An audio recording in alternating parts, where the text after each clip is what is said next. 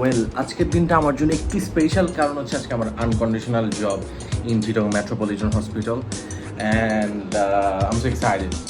যাদের চুল একটু কোকড়ানো, আই মিন কার্লি হেয়ার, ওদের সবসময় সমস্যা, সবসময় চুল সেট আপ করো, ইয়া করো। আমি চুল সেট আপের জন্য নাথিং স্পেশাল, বাট নাওয়াডেজ চুলের অবস্থা অনেক খারাপ হয়ে গেছে। And using olive oil and একটু পানি, then just mix it up on here.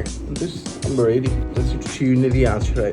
কারণ হচ্ছে আমি primary school, high school, college life, university life কখনো চুল আঁচড়াই নাই। It seems to be weird, but আমার চুল আঁচড়াইতে কখনো ভালো লাগে নাই। So yeah, I'm ready. ঠিক সকাল 10টায় ছিল রিপোর্টিং টাইম এবং সময় মতো পৌঁছে অপেক্ষা করছিলাম। আজকে যেহেতু ফার্স্ট দিন, এইচআরের সাথে একটু কাজ ছিল।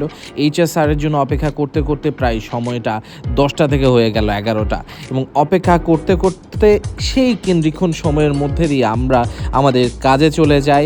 কাজ শেষে নতুন কোনো একটা বেশে অনেক বেশি ক্ষুধা লাগছিল এবং চলে গেলাম হসপিটালের ক্যান্টিনে, এবং ক্যান্টিনে গিয়ে দেখি সব কিছুই বেশ ফ্রেশ এবং গরম গরম ছিল, এবং নিয়েছিলাম গরম গরম অন্থন এবং সমুচা। যদিও আমি রিসেন্টলি খুব বেশি ফোকাস দিচ্ছি যে বাইরের খাবার খাবো না, কিন্তু ইউনো যে as a single bachelor life, so it's hard. Like মাত্র হসপিটাল থেকে বের হয়েছি অ্যান্ড ভাবসা গরমে শেষ হয়ে যাচ্ছে। মনে হচ্ছে যে ওভেনের ভিতরে আমাকে লিটারেলি 5 মিনিট বেকড করছে। এরপরে চলে গেছিলাম স্বপ্নে, গিয়ে দেখি ভাই সব ধরনের মাছ অ্যাভেলেবেল আছে। বিশেষ করে ইলিশ মাছটা দেখে ভাই অনেক বেশি মুখরোচক লাগছিল। আর তাছাড়া বিশ্বাস করো, বাজার করতে আসি নাই, এসি খাইতে আসছি, গরম। আর ইউনো হোয়াট, আমি খেলনা দেখে কখনো লোভ সামলাতে পারি না, যেমন ডো কিংবা এই ধরনের ট্রাকস। এই আমার ছোটোবেলার ওরিয়েন্টেশনসগুলো অনেক বেশি ফ্যাসিনেটিং ছিল।